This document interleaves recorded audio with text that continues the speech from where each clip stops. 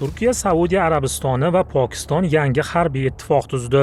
Kolumbiya yangi prezidenti Isroilga yaqinlashdi va Golan tepaliklari bo'yicha bahsli qaror qabul qildi. Oradan ko'p o'tmay esa mamlakatni 7.4 magnitudali dahshatli zilzila larzaga soldi.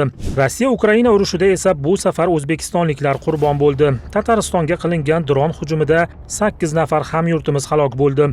Suriyada esa tarixiy hukm Bashar Asad, uning ukasi Mohir Asad va Otif Najib o'lim jazosiga hukm qilindi.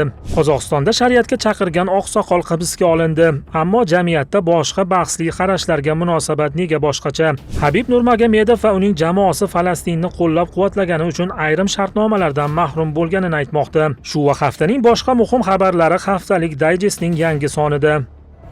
Европейские страны автоматически будут втянуты в военный конфликт с Россией. Islamofobiya holatlariga aslo yo'l qo'yib bo'lmaydi deb hisoblayman. Many of them killed. Don't. Turkiya, Saudiya Arabistoni va Pokiston o'rtasida imzolangan yangi mudofaa kelishuvi musulmon dunyosida katta muhokamalarga sabab bo'ldi. 7 avgust kuni Makkada imzolangan hujjatning eng muhim bandiga ko'ra, 3 davlatdan biriga qurolli hujum qilinishi qolgan 2 davlatga ham qilingan hujum sifatida qabul qilinadi. Turkiya tashqi ishlar vaziri Xoqon Fidan bu tamoyilni texnik jihatdan NATOning 5-moddasiga o'xshatdi. Kelishuv rasman muayyan bir davlatga qarshi qaratilmagan. Pokiston tashqi ishlar vaziri Ishoqdor uni sof mudofaa xarakteridagi ittifoq deb atadi. Asosiy maqsad 3 davlat o'rtasida harbiy hamkorlikni kuchaytirish, tashqi tahdidlarga qarshi muvofiqlashgan holda harakat qilish va mintaqaviy xavfsizlik masalalarida tashqi kuchlarga qaramlikni kamaytirish. Uchlikning imkoniyatlari ham e'tiborga molik. Turkiya katta armiya va rivojlangan mudofaa sanoatiga, Pokiston yadroviy qurol va katta harbiy tajribaga, Saudiya Arabistoni esa ulkan moliyaviy imkoniyatlar hamda mintaqaviy ta'sirga ega. Shu sabab ayrim tahlilchilar Makka kelishuvini kelajakda kengayishi mumkin bo'lgan yangi mintaqaviy, hatto islomiy xavfsizlik tizimining dastlabki qadami sifatida baholamoqda. Qolaversa, pakt faqat 3 davlat bilan cheklanib qolishi shart emas. Dastlab Misrning ham ushbu xavfsizlik tizimiga qo'shilishi muhokama qilingan edi. Biroq Qohira hozircha ittifoqdan tashqarida qolmoqda. Bu Misrning Isroil bilan nozik munosabatlari, mintaqaviy kuchlar o'rtasidagi muvozanatni saqlash istagi hamda Saudiya Arabistoni va Birlashgan Arab Amirliklari o'rtasidagi ziddiyatlarda taraf bo'lib qolmaslikka intilishi bilan izohlanmoqda. Ayrim xabarlarda esa Ar-Riyodning Abdul Fattoh as-Sisi boshqaruvidagi Misrni yetarlicha ishonchli strategik hamkor deb hisoblamayotgani aytilmoqda. Shunga qaramay Misrning kelajakda paktga qo'shilishi ehtimoli saqlanib qolmoqda. Qatar ham hozircha Makka kelishuvining a'zosi emas. Dohaning aynan ushbu paktga qo'shilish masalasidagi rasmiy pozitsiyasi ochiq-oydin ma'lum qilinmagan. Shuning uchun hozircha Qatarni kelishuv tarafdori yoki unga qarshi davlat sifatida baholashga asos yetarli emas. Musulmon ulamolari orasida esa islom davlatlarining birlashishi va umumiy xavfsizlik mexanizmlarini yaratish g'oyasi uzoq vaqtdan beri ilgari surib kelinadi. Jahon musulmon ulamolari ittifoqi ham ummat birligini kuchaytirish va musulmon davlatlarini umumiy tahdidlarga qarshi hamkorlik qilishga chaqirib kelgan. Biroq aynan shu nuqta Makka kelishuvi oldiga muhim va og'riqli savolni qo'yadi. Agar 3 musulmon davlati biriga qilingan hujum barchasiga qilingan hujum tamoyili asosida birlasha olsa, nega bunday siyosiy iroda Falastin va G'azo masalasida avvalroq shakllanmadi? Jahon musulmon ulamolari ittifoqining o'zi ham G'azodagi vaziyat yuzasidan musulmon davlatlari va ularning armiyalarini falastinliklarni himoya qilish uchun amaliy choralar ko'rishga chaqirgan edi. Ammo amalda musulmon davlatlarining harakatlari ko'p hollarda diplomatik bayonotlar, insonparvarlik yordami va alohida siyosiy tashabbuslar bilan cheklanib qoldi. Shu nuqtai nazardan Makka kelishuvi muhim va hatto tarixiy qadamga aylanishi mumkin, ammo uning haqiqiy qiymati hujjatdagi balandparvoz bandlar bilan emas, inqiroz vaqtida qanday ishlashi bilan o'lchanadi. Agar biriga hujum barchasiga hujum tamoyili faqat 3 davlatning milliy manfaatlari doirasida ishlasa, uni butun musulmon dunyosi birligining namunasi deb atashga hali erta. Agar esa bu ittifoq kelajakda kengayib, Falastin va G'azo kabi butun musulmon dunyosi uchun umumiy ahamiyatga ega masalalar ham muvofiqlashgan siyosiy, diplomatik va gumanitar harakat mexanizmlarini shakllantira olsa, unda Makka kelishuvi mintaqada yangi davrning boshlanishi bo'lishi mumkin. Kolumbiyada yangi prezident Abelardo de la Espriella hokimiyatga kelishi bilan mamlakatning Isroilga nisbatan siyosati keskin o'zgardi. Yangi ma'muriyat Isroil bilan diplomatik munosabatlarni tiklash, Kolumbiya elchixonasini Quddusga ko'chirish va G'azodagi genotsid bo'yicha Isroilga qarshi xalqaro jarayonlar qo'llab-quvvatlashdan voz kechish yo'lini tanladi. Oradan ko'p o'tmay Bogota yana bir bahsli qarorni e'lon qildi. Kolumbiya Isroilning bosib olingan Suriya Golan tepaliklari ustidan suverenitetini rasman tan oldi. Shu tariqa mamlakat AQShdan keyin bu da'voni tan olgan ikkinchi BMT a'zosiga aylandi. Golanning maqomi bo'yicha xalqaro konsensus esa uni Isroil tomonidan bosib olingan Suriya hududi deb hisoblaydi. Bu qaror Isroilda mamnuniyat bilan kutib olindi. Isroil tashqi ishlar vaziri Gideon Sar uni tarixiy deb atadi. Bosh vazir Benyamin Netanyahu ham Espriella hokimiyatiga kelganidan buyon Kolumbiya bilan aloqalarni kuchaytirishga ochiq munosabat bildirib kelmoqda. Ammo Kolumbiyaning Golan bo'yicha bayonotidan ko'p o'tmay mamlakatni boshqa bir fojia larzaga soldi. 10 avgust kuni Kolumbiyada 7.4 magnitudali kuchli zilzila sodir bo'ldi.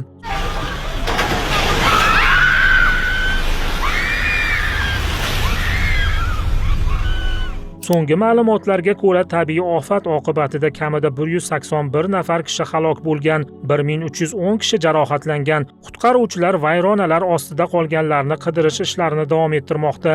Eng og'ir talofatlar mamlakat g'arbida qayd etildi. Ko'plab binolar vayron bo'ldi yoki jiddiy zarar ko'rdi. Infratuzilma izdan chiqdi. Qidiruv-qutqaruv ishlariga harbiylar, politsiya, favqulodda xizmatlar va ko'ngillilar jalb qilingan. Qurbonlar soni yanada ortishi mumkinligidan xavotirlar mavjud. Qizig'i, Isroil ham Kolumbiyaga yordam taklif qildi. Netanyahu zilziladan keyin mamlakatga Isroil yordam delegatsiyasi yuborilishini ma'lum qildi. Albatta, siyosiy qaror bilan tabiiy ofat o'rtasida sababiy bog'liqlik o'rnatish uchun hech qanday asos yo'q. Ammo vaqt jihatidan bu ikki voqeaning ketma-ket kelishi, bir tomonda Kolumbiya tashqi siyosatining Isroil tomon keskin burilishi, ikkinchi tomonda esa mamlakat tarixidagi og'ir tabiiy ofatlardan biri jamoatchilik e'tiborini tortgan ramziy tasodif bo'lib qoldi. Rossiya va Ukraina o'rtasida 4 yildan ortiq davom etayotgan urushning oqibatlari endi front chizig'idan minglab kilometr uzoqdagi hududlarda ham tinch aholi hayotiga zomin bo'lmoqda. 10 avgust kuni Ukraina dronlari Rossiyaning Tatariston Respublikasidagi Nijnekamsk shahriga hujum qildi. Ukraina tomoni zarbaning nishonlaridan biri Rossiya energetika infratuzilmasi uchun muhim bo'lgan Taneka neftni qayta ishlash zavodi ekanini ma'lum qildi. Ammo hujum oqibatlari faqat sanoat obyektlari bilan cheklanib qolmadi. Nijnekamskda ishlab yurgan O'zbekiston fuqarolari ham qurbon bo'ldi. So'nggi rasmiy ma'lumotlarga ko'ra, halok bo'lgan hamyurtlarimiz soni 8 nafarga yetdi. Yana bir necha o'zbekistonlik jarohat oldi. Voqeadan so'ng O'zbekiston prezidenti Shavkat Mirziyoyev topshirig'i bilan bosh vazir o'rinbosari Ochilboy Ramatov rahbarligida hukumat komissiyasi tuzildi. Favqulodda vaziyatlar vazirligi, Tashqi ishlar vazirligi, Sog'liqni saqlash vazirligi va Migratsiya agentligi vakillaridan iborat maxsus ishchi guruh Tataristonga yuborildi. Tatariston rahbari Rustam Minnixanov ham shifoxonada davolanayotgan o'zbekistonliklarni borib ko'rdi. Halok bo'lgan 8 nafar O'zbekiston fuqarosining jasadi maxsus aviareys orqali vatanga olib kelindi. Davlat idoralariga marhumlarning oilalariga zarur yordam ko'rsatish vazifasi yuklatildi. Bu fojia Rossiya-Ukraina urushida xavfsiz hudud tushunchasi tobora nisbiy bo'lib borayotganini yana bir bor ko'rsatdi. Rossiyaning Ukraina shaharlariga bergan zarbalari ko'plab tinch aholi qurbonlariga sabab bo'lgani kabi, Ukrainaning Rossiya ichkarisidagi energetika va harbiy sanoat obyektlariga yo'naltirilgan javob zarbalari ham endi frontdan uzoqda yashayotgan va ishlayotgan oddiy insonlar o'limiga olib kelmoqda. Eng achinarlisi, bu urushda halok bo'layotganlar orasida o'zbekistonlik mehnat muhojirlari ham bor. Munosib va daromadli ish topish ilinjida chet elga chiqqan insonlarni ba'zan musofirlikning o'zi emas, balki o'zlariga mutlaqo begona bo'lgan urushning og'ir oqibatlari ham qarshi olmoqda. Urushda tomonlar o'z harakatlarini harbiy zarurat yoki javob zarbasi deb izohlashi mumkin, ammo bomba va dronlar tushgan joyda siyosiy bayonotlar emas, inson hayoti yo'qotiladi. Bu safar ana shu yo'qotishning og'irligini 8 o'zbek oilasi ham his qildi. Suriyada ag'darilgan prezident Bashar Asad, uning ukasi Mohir Asad va amakivachchasi Otif Najib o'lim jazosiga hukm qilindi. Damashq sudi Bashar va Mohir Asadga hukmni sirtdan chiqargan bo'lsa, hibsda saqlanayotgan Otif Najib sudda shaxsan ishtirok etdi. Ular qasddan odam o'ldirish, qiynoqlar, noqonuniy hibslar, harbiy jinoyatlar va insoniyatga qarshi jinoyatlar bilan bog'liq ayblovlar bo'yicha sudlandi. Bu Bashar Asad hokimiyati ag'darilganidan keyin uning o'zi va yaqin doirasiga qarshi Suriyada chiqarilgan eng muhim sud hukmlaridan biri bo'ldi. Otif Najib Suriyada 2011-yilgi qo'zg'olon boshlanishi bilan bevosita bog'lanadigan shaxslardan biri. U o'sha paytda Dar'o viloyatida siyosiy xavfsizlik boshqarmasi rahbari edi. Devorlarga hukumatga qarshi shiorlar yozgan bir guruh o'smirning hibs qilinishi va qiynoqqa solingani haqidagi xabarlar Dar'oda ommaviy noroziliklarni keltirib chiqargan. Najib boshqargan xavfsizlik tizimining namoyishchilarga nisbatan shafqatsiz munosabati esa noroziliklarni yanada kuchaytirib, butun mamlakat bo'ylab qo'zg'olon tarqalishiga turtki bo'lgan omillardan biri sifatida ko'rsatiladi. Asad hukumati esa qamoqxonalardagi qiynoqlar, majburiy yo'qolishlar, aholi yashaydigan hududlarga zarbalar va kimyoviy qurol ishlatish bilan bog'liq og'ir ayblovlarga duch keldi. Kimyoviy qurollarni taqiqlash tashkiloti tekshiruvlarida Suriya hukumat kuchlari kamida 9 ta kimyoviy qurol qo'llangan hujum uchun mas'ul deb topilgan. Suriyada tekshirilgan holatlar orasida zarin va xlor kabi zaharli moddalar qo'llanilgan hujumlar ham bor. 2017-yilda Xon Shayxun hujumida zarin ishlatilgani xalqaro tekshiruvlar bilan tasdiqlangan. 2013-yil 21-avgustda Sharqiy G'utadagi kimyoviy hujum esa urushning eng dahshatli voqealaridan biri bo'ldi. Turli manbalarda qurbonlar soni 1000 ga yaqin ekanligi aytiladi. Ular orasida ko'plab ayollar va bolalar ham bor edi. 11-avgust kuni hukm qilingach, Suriyada uni quvonch bilan qarshi olgan odamlar ko'chalarga chiqdi. Damashqda adliya saroyi atrofida ham hukmni olqishlagan suriyaliklar to'plandi. Ko'pchilik uchun bu qaror yillar davomida javobsiz qolgan jinoyatlar bo'yicha adolatli talabning ramziy ifodasi bo'ldi. Ammo hukmning ijrosi hozircha murakkab. Bashar Asad va uning ukasi Mohir Asad hokimiyat ag'darilganidan keyin Rossiyaga qochib ketgan. Bashar Asad Moskva himoyasi ostida qolmoqda. Biroq Rossiya panohida bo'lish sud hukmini yo'qqa chiqarmaydi. Bugun aka-uka Asadlar Suriya adliyasi qo'li yetmaydigan joyda bo'lishi mumkin. Ular qachon va qanday tarzda sud oldida javob berishi noma'lum. Ammo Suriya uchun asosiy masala endi faqat hukm chiqarish emas, bu hukmlarni qonun doirasida amalga oshirish va barcha jabrlanuvchilar uchun adolatni ta'minlashdir. Qozog'istonda sodir bo'lgan ikki voqea ijtimoiy tarmoqlarda davlatning diniy va ijtimoiy masalalarga munosabati borasida bahslarni kuchaytirdi. Turkiston viloyatida 66 yoshli oqsoqol to'yda so'zga chiqib, marosimlarni islomiy me'yorlarga muvofiq o'tkazishga chaqirganidan so'ng politsiya tomonidan hibsga olindi. Mana muzika degan bir edi qutqunchi. Ikkinchisi urg'ashlarning erkaklar bitib prigotrlar bo'lmagan shariatda. Ma'lumotlarga ko'ra, unga nisbatan diniy va ijtimoiy adovat qo'zg'atish bilan bog'liq modda asosida jinoiy ish ochilgan. Oradan ko'p o'tmay Ostonadagi tadbirlardan birida braziliyalik qo'shtirnoq ichidagi erkak jurnalistning ayollar libosida omma oldiga chiqish qilishi aks etgan tasvirlar tarqaldi. Bu esa ijtimoiy tarmoqlarda keskin qiyoslarga sabab bo'ldi. Jamoatchilikning bir qismi savol qo'ymoqda: nega to'yda odamlarning o'z diniy tushunchasiga ko'ra yaxshilikka va shariatga chaqirgan oqsoqolning so'zlari jinoiy ishga sabab bo'ladi-yu, jamiyatning an'anaviy qadriyatlariga zid deb qabul qilinayotgan va boshqa namoyishlar, xususan LGBTga nisbatan xuddi shunday keskin munosabat ko'rinmaydi. Fikr erkinligi, demokratik tamoyillar deya bong uriladigan jamiyatlarda qonun barcha g'oya va qarashlarga nisbatan bir xil mezon asosida qo'llanilishi kerak emasmi? Agar diniy nasihatda haqiqatdan adovatga chaqiriq bo'lmasa, insonni faqat o'z e'tiqodi va axloqiy qarashlarini bayon qilgani uchun jinoiy ta'qib qilish jamiyatda ikki xil standart mavjudligi haqidagi shubhalarni kuchaytirishi tabiiy. Qozog'iston rasmiylari uchun eng muhim vazifa ham shu. Qaysi qarash mashhur yoki nomashhur bo'lishidan qat'iy nazar, so'z erkinligi va qonunni barchaga teng tatbiq etilishi lozim.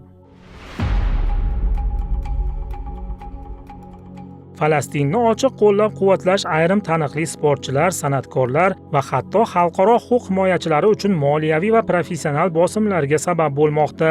UFC sobiq chempioni Habib Nurmagomedovning aytishicha, u va uning jamoasidagi Islom Maxachev hamda Usmon Nurmagomedov Falastinni ochiq qo'llab-quvvatlaganidan keyin ayrim kompaniyalar ular bilan hamkorlik qilishdan voz kechgan. Habib buning natijasida jamoa muayyan shartnomalar va moliyaviy imkoniyatlardan mahrum bo'lganini aytdi.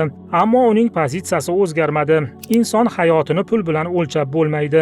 Bunday holat faqat Habib jamoasi bilan cheklanmaydi. Niderlandiyalik futbolchi Anvar Al-G'ozi Falastinni qo'llab-quvvatlovchi ijtimoiy tarmoqdagi bayonotlaridan keyin Germaniyaning Mainz 05 klubi tomonidan avval chetlatildi. Keyin esa shartnomasi bekor qilindi. Futbolchi masalani sudga olib chiqdi va Germaniya sudi klubning qarorini noqonuniy deb topdi. Keyinchalik yuqori instansiya ham bu qarorni kuchda qoldirdi. Al-G'ozi esa olgan tovonining 500 ming yevrosini G'azodagi bolalarga yordam uchun ajratishini bildirdi. G'azo aholisi, ayniqsa bolalar har kuni boshdan kechirayotgan og'ir sinovlar barchamizga qattiq ta'sir qildi.